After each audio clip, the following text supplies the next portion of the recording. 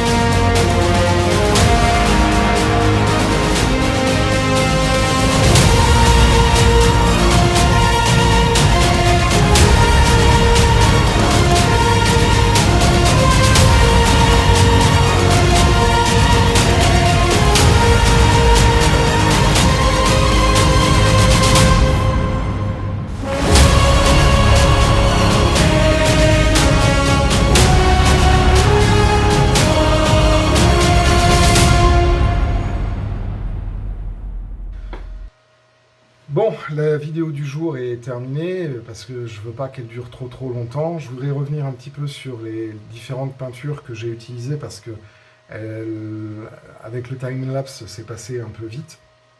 Il y a eu 3 teintes qui ont été utilisées. En forte dilution, en lavis, il y a eu du gris de pen. Donc chez Amsterdam, c'est la référence 708. J'aime bien le gris de pen parce que c'est plus subtil que le noir. C'est légèrement bleuté et quand on ajoute ça sur une surface qui est plutôt rouge, ça vient renforcer la profondeur de la teinte. Alors que quand on fait un lavis de noir, on vient écraser la teinte. Le gris de pen a cette particularité de bien faire ressortir. C'est légèrement bleuté et j'aime vraiment bien le gris de pen. On l'utilise beaucoup sur des lavis, pour venir renforcer un petit peu le contraste des couleurs en dessous. Et ça, j'aime bien. Ensuite, après, quand les pierres qui sont assombries, elles ont été faites en terre ombre brûlée. Donc c'est la référence 409 de chez Amsterdam. Et ensuite, il y a quelques petites touches, notamment pour montrer les coulures de calcite en fait dans les tunnels qui ont été faits en titanium buff. Donc c'est la référence 289 toujours chez Amsterdam et ce sont des acryliques. Voilà. Donc c'est vrai qu'il y a encore énormément de travail sur cette zone à faire, aussi bien en traitement de surface que en préparation des sols. Vous avez vu aussi que j'ai mis un talus entre les deux voies qui sortent des deux tunnels avec du styro dur qui a été collé à la colle blanche. Et ensuite, dessus, une fois que la colle était bien évidemment séchée, j'ai appliqué du Magigras, parce que bien évidemment, à cet endroit-là, il va y avoir des bosquets, de l'herbe, des touffes d'herbe, etc. Et d'ailleurs, on va commencer à préparer le sol, donc à mettre des graviers, d'abord à peindre. On va refaire exactement les mêmes techniques que ce qui avait été fait dans l'extension. On va peindre le sol, et même d'ailleurs sur la montagne que vous avez pu voir dans les épisodes précédents au-dessus de la tranchée d'Escarbille. On va d'abord peindre les surfaces. Ensuite, après, on va venir mettre du gravier de cran, hein, donc c'est du grès rose. Puis ensuite, après, on va venir mettre du scatter material à certains endroits, des herbes mortes à d'autres endroits. On va faire des touffes, on va faire des bosquets.